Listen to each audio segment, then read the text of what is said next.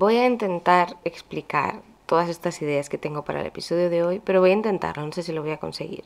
Espero que no suene muy desbalazado, porque la idea que tengo es la de intentar explicar por qué irse al mundo de cierta manera, en cierto contexto, aunque siempre lo hemos escuchado como algo profundamente negativo, en realidad puede ser una alegría. Sé que el título de este episodio es un poco, ¿cómo decirlo?, disruptivo, vamos a decir disruptivo. Así que voy a intentar explicarlo.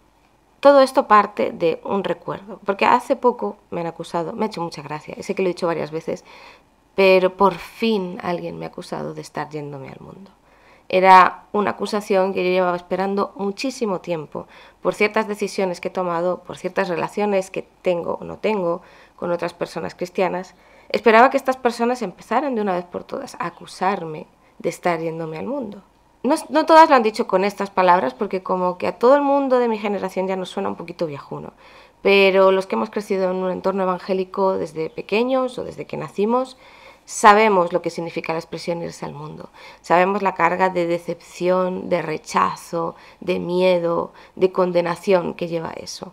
¿Quiénes se iban al mundo? Eran las personas que dejaban de asistir a la iglesia. Y había cierta idea de que dejar de asistir a la iglesia era absolutamente equivalente a alejarse de Dios.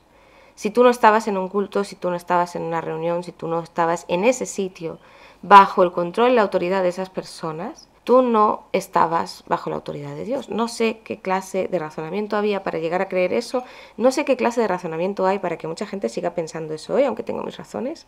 Espero las próximas semanas, en otros episodios, poder ahondar un poco más en lo que es la etimología de esos textos en la Biblia, de dónde han salido, por qué se utilizan, por qué se dicen y a qué se refieren. En realidad es mucho más sencillo de lo que parece. Pero no importa tanto lo que diga la Biblia sobre esto, porque en el fondo no importa lo que diga la Biblia sobre esto. Entendedme. Lo importante de la expresión, de la acusación a alguien de irse al mundo, no es lo que la Biblia diga, es lo que las personas de tu entorno social, que es la iglesia, las que forman una red social muy importante para ti, que te da muchísima identidad, están diciendo sobre ti, te están acusando de estar haciendo. Como muchos otros casos, a veces irse al mundo es un conjunto vacío, es algo que se puede rellenar de lo que en cada momento, en cada comunidad y para cada cierto entorno puede significar algo terriblemente negativo. Por ejemplo, en conversaciones con las chicas de los teólogos, con Mile y con Liz, hace poco estuvimos hablando del concepto de beber alcohol en su entorno social, que es algo muy negativo en todos los niveles, y por ejemplo la diferencia que hay aquí en el entorno en el que vivo yo, que es mediterráneo, en el que beber alcohol no es necesariamente algo negativo. Pues irse al mundo puede ser tan sencillo como en aquellos entornos irse a beber alcohol, pero en estos entornos reunirte un día libre con alguien para tomar unas cañas no es irse al mundo. Depende del contexto, depende de las normas sociales, depende de los usos y de muchas otras cosas.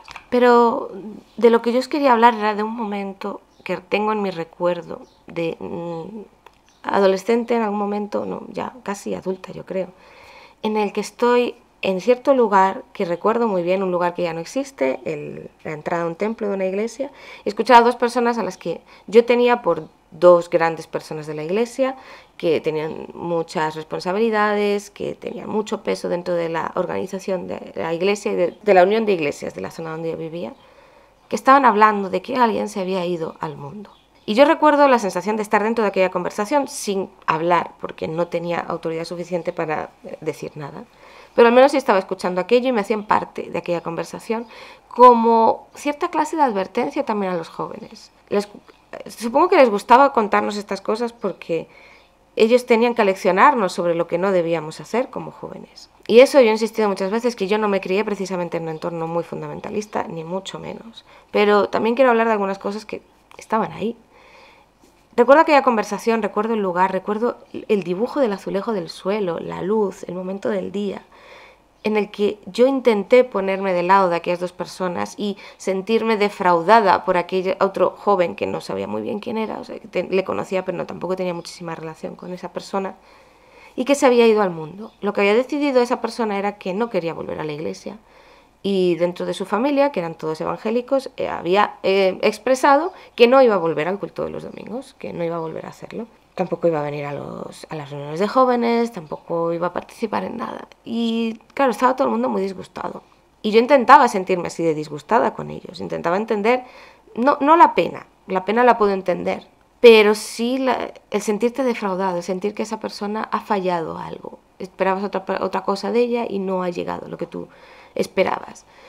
Intentaba sentir esa sensación, pero ¿sabéis qué era lo que yo sentía? Envidia. Y era horrible, porque no podía frenar esa envidia. Mientras todo el mundo intentaba convencerme de que ese irse al mundo que había hecho esa persona, ese joven, era absolutamente horrible, yo solamente podía pensar que ojalá pudiera hacerlo. Ojalá pudiera sentir la libertad de esa persona, de tomar mis propias decisiones, de decidir dónde quiero estar y cuándo quiero estar, sin tener que poner excusas y sin tener que pelearme con nadie. A pesar, como digo, que yo no me crié en un entorno muy fundamentalista y que yo tenía mucha libertad para ser, hasta cierto punto, con libertad como yo quería ser, como yo pensaba que quería ser, podía escuchar música no cristiana, podía ver películas no cristianas, podía leer todos los libros que quisiera. En el entorno familiar en el que yo vivía no había ese tipo de control sobre el ocio, sobre la cultura que consumía, sobre la forma en la que me vestía. No existía, ¿no? Hasta ese nivel obsesivo de muchas iglesias y de muchos entornos. Pero en el entorno de la iglesia, sobre los jóvenes, los líderes de jóvenes tenían una especie como de miedo constante de que nos fuéramos al mundo, de que nos desviáramos de la fe, de que no fuéramos fieles a la iglesia, de que no fuéramos fieles servidores al sistema eclesial y que dentro de unos años no cogiéramos el testigo de todas las actividades y asumiéramos todo el liderazgo de esos grupos y de esas organizaciones, que en realidad es lo que ha pasado. Así que se nos metía este miedo en el cuerpo, se nos metía esta acusación velada dentro de las conversaciones, se nos dejaba escuchar las conversaciones de los mayores en las cuales acusaban a los jóvenes de irse de la iglesia, de querer rendirse al pecado, en fin, todo ese lenguaje tan negativo acerca de lo que yo en el fondo, que era un poquito perspicaz, no podía evitar interpretar como tiene libertad para hacer con su vida lo que quiere, y más cuando ya era una persona mayor de edad. Hay una razón por la cual esto nos causaba tantos problemas, o al menos yo hablo de mi experiencia. Yo la verdad es que sí recuerdo haber estudiado la doctrina cristiana desde la perspectiva de la teología protestante. Recuerdo muy bien entender el concepto de que la salvación es por gracia y de que daba igual lo que hicieras, Dios te había amado, Dios te había perdonado y ya estabas bien con Él, pasara lo que pasara. Y yo no conseguía encajar todas aquellas obligaciones de la vida del servicio a la iglesia dentro de aquellos contextos, aquellas actividades extenuantes que te quitaban todo el tiempo libre y que cuanto más tiempo empleabas en hacer cosas para la iglesia parecía que más santo eras delante de Dios, mientras se descuidaba totalmente el alma, la vida de la persona, su pensamiento, su crecimiento personal y espiritual. Eso no importaba, lo importante es que tú estuvieras sentado en aquel banco, lo importante es que tú estuvieras haciendo aquella actividad, lo importante es que tú estuvieras asistiendo a ese culto. Y la gran dicotomía en mi cabeza, y creo que en la cabeza de muchos, pero no nos atrevíamos a hablar de eso todavía, era la sensación de que si no hacías todo eso te condenabas, te ibas al mundo, te alejabas de Dios, pero al mismo tiempo también te enseñaban que la doctrina cristiana decía que nada te podía alejar del amor de Dios. Y eran dos cosas que no eran compatibles, así que una de las dos tenía que ser falsa, necesariamente. Y en medio de todo eso, tu despertar a la vida, empezar a ser adulto, empezar a tomar decisiones y darte cuenta de que si estás en cierta comunidad, tú no podías tomar cierta clase de decisiones sobre tu vida, ni sobre tu cuerpo, ni sobre tu futuro, sino que estabas condicionado por lo que los demás esperaban de ti. Porque lo último que querías era hacer sufrir a los demás la misma decepción que había provocado a aquella persona que tú habías escuchado hablar, que se había ido al mundo y los había decepcionado muchísimo. Obviamente, tú no deberías querer decepcionar a esta gente, pero el querer complacerlos, sometiendo cada parte de tu vida a lo que ellos consideraban adecuado, pues al final acababa siendo la tapadera de una relación disfuncional muy, muy difícil, muy tóxica, si se me permite esa palabra. Y no he conseguido hilar estas dos ideas porque la idea de irse al mundo, de que me acusen de haberme ido al mundo, en el fondo me provoca cierta clase de alegría. No entendía por qué.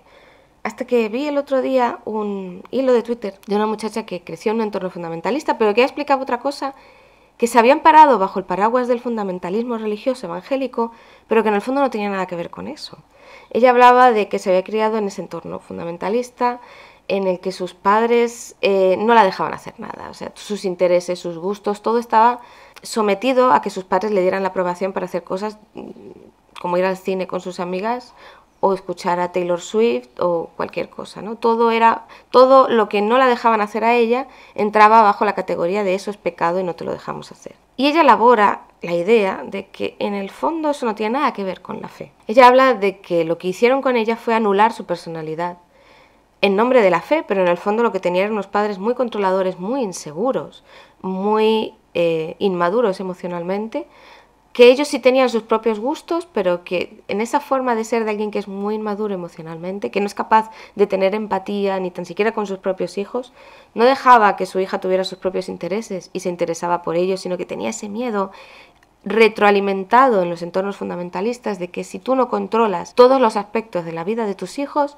se van a ir al mundo y tus hijos se van a condenar. Entonces, el fundamentalismo se acaba convirtiendo en una tapadera de la disfuncionalidad. En el fondo, estos padres podían haber sido cristianos como podían no haberlo sido y hubieran tenido los mismos miedos, la misma necesidad de control, la misma inseguridad, la misma falta de madurez emocional, pero como además tenían el paraguas del fundamentalismo religioso, eso les daba una cobertura de autoridad superior para ordenar a su hija no hacer ciertas cosas, no ya en nombre de lo que a ellos les parecía bien o mal, sino en nombre del pecado. Y como ya no era solamente lo que a sus padres les parecía, sino que era lo que a Dios le parecía, y Dios es ese ser absoluto, lejano, maquiavélico en estos entornos, tú tenías que obedecer a Dios o atenerte al castigo. Porque el castigo de los padres se podía soportar, pero el castigo eterno de Dios, no, ese no se puede soportar. Entonces te sometías. ¿Pero te sometías a lo que Dios decía? No, te sometías a lo que tus padres decían.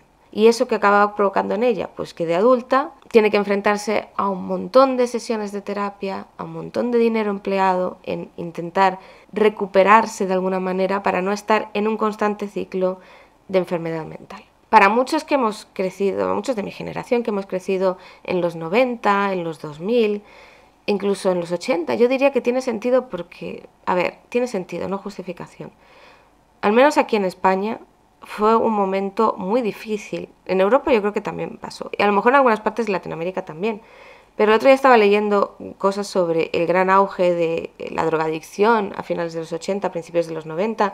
Era la época en la que nosotros salíamos a la calle y era perfectamente normal encontrarte, por ejemplo, jeringuillas de droga en los parques. No era nada extraño. Por supuesto que asustaba y no te dejaban jugar allí y tenía mucho miedo, en fin. Era todo aquel entorno en el que de repente los lugares de la calle donde uno jugaba ya no eran lugares seguros donde los niños podían correr. Había asesinos en serie, había mucha agresividad, había mucha violencia social, había drogadicción con toda la delincuencia que eso llevaba asociada. Y entonces era un momento en el que los padres se sentían muy inseguros y querían controlar lo que hacían sus hijos, querían saber dónde estaban. Todavía no había redes sociales, no había smartphones, no podían tener ese contacto con la persona directamente o con el niño. Así que en cierto modo tiene sentido que ese clima social de inseguridad se convirtiera en ciertas clases de disfuncionalidades. El tema es que la fe cristiana, bien entendida, el Evangelio de Jesús, la promesa de las buenas noticias de Jesús, lo que hace es restaurar a las personas, restaurarlas, mejorar su vida, su condición, su pensamiento, su alma, su relación con la sociedad, y te da una base diferente para poder seguir teniendo precaución con todos estos problemas, porque siguen existiendo, pero los observas desde otro punto de vista y tienes otras herramientas para enfrentarte a ellos. El problema del fundamentalismo religioso es que no te da esas herramientas del Evangelio. Lo que hace es tapar tu disfuncionalidad e incluso justificarla. En aquel momento y en aquellos años la teología tendría que haber sido cómo podemos dar libertad y seguridad a nuestros hijos, a nuestros adolescentes, en un entorno que es brutalmente inseguro, y afirmarlos y dejarles espacio. Yo sé que muchos padres lo hicieron, pero muchos otros sencillamente se dejaron llevar por los programas amarillistas de la televisión, por el miedo provocado por toda la inseguridad ciudadana. Y en las iglesias pues se dejaron llevar también por eso.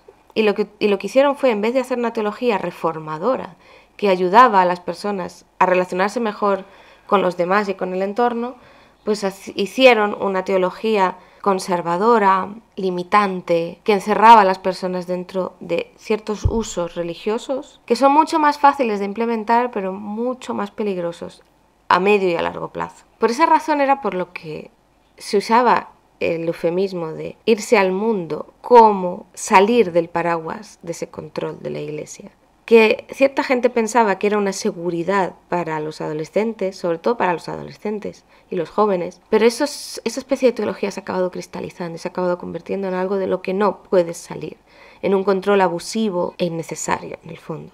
Entonces, para muchos de nosotros que nos criamos en ese entorno, y yo me siento muy identificada con la muchacha esta de Twitter, irte al mundo significaba tener libertad para tomar tus propias decisiones, aunque el entorno fuera difícil, aunque el peligro siguiera estando ahí. Pero significaba liberarte de la disfuncionalidad de estas personas que estaban al mando de nuestras vidas. La única manera de recuperar tu libertad era irte al mundo, romper esos lazos. Y por eso, aunque se obsesionaban con convertir el irse al mundo en algo negativo, en el fondo muchos de nosotros lo veíamos como una alegría muy profunda a la que parecía que nunca íbamos a tener acceso, a la que parecía que nunca nos íbamos a poder permitir. Nosotros no nos podíamos permitir esa vida, no nos podíamos permitir tomar nuestras decisiones, no nos podíamos permitir equivocarnos. Y eso solamente proviene de entornos disfuncionales, no tiene absolutamente nada que ver con el Evangelio.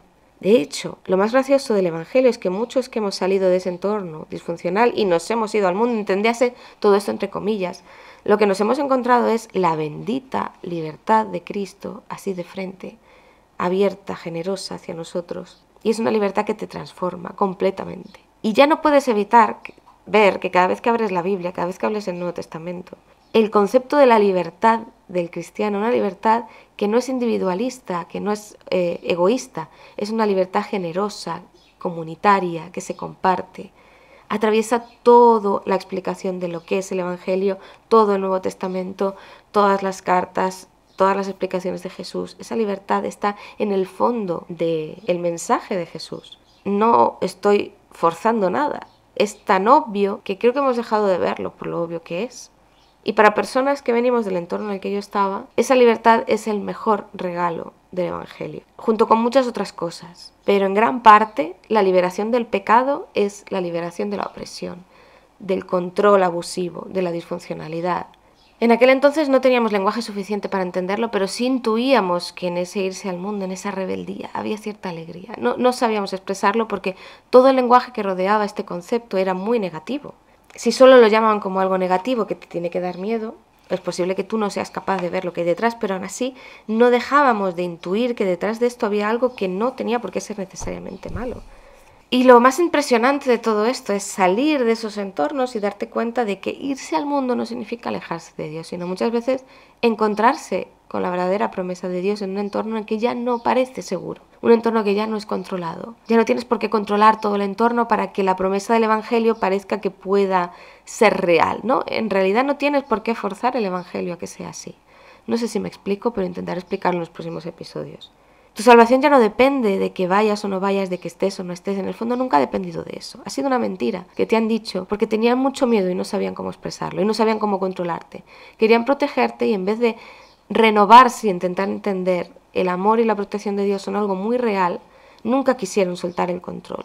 Pero al no hacerlo, hicieron daño a una generación entera, creándoles una teología de control, de sometimiento, de miedo, que sigue por ahí viva, coleando y que ha generado un rechazo enorme en muchísima gente.